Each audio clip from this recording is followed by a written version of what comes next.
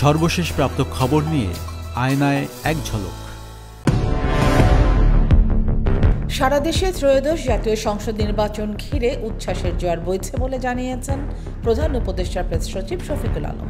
তিনি বলেন, আগামী ফেব্রুয়ারির প্রথমার্ধে সুষ্ঠু নির্বাচন অনুষ্ঠিত হবে। এই লক্ষ্যে প্রধান উপদেষ্টা সহ সরকার সংশ্লিষ্ট সবাই দিনরাত কাজ করছেন। শনিবার রাজধানীর হোটেল ইন্টারকন্টিনেন্টাল আয়োজিত নির্বাচনী ইশতেহারে প্রযুক্তির ব্যবহার শীর্ষক সেমিনারে এসব কথা বলেন প্রেস সচিব।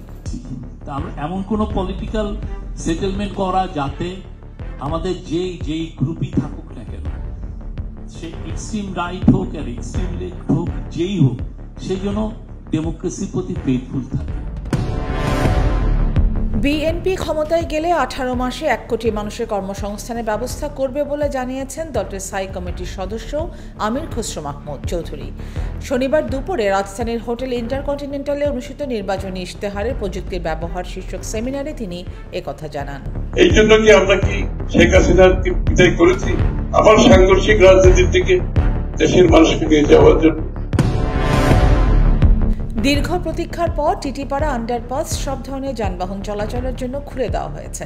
শনিবার সকাল 10টা থেকে এটি সর্বসাধারণের জন্য উন্মুক্ত করা হয় বলে জানিয়েছে বাংলাদেশ রেলওয়ে। রেলপথ মন্ত্রণালয়ের দায়িত্বে নিয়োজিত প্রধান উপদেষ্টার বিশেষ সহকারী ডক্টর শেখ মঈনুদ্দিন পরিদর্শনে গিয়ে এটি চালু করার নির্দেশ দেন।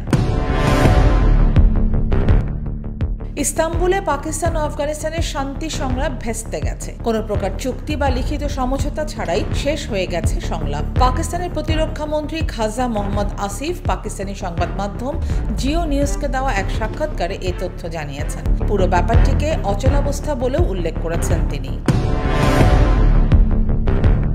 3 বছরে যুক্তরাষ্ট্রে $600 বিলিয়ন বিনিয়োগ করবে মেটা। এই বিনিয়োগের মধ্যে রয়েছে কৃত্রিম বুদ্ধিমত্তা বা AI পরিচালিত ডেটা সেন্টার নির্মাণ এবং নতুন কর্মসংস্থান সৃষ্টি।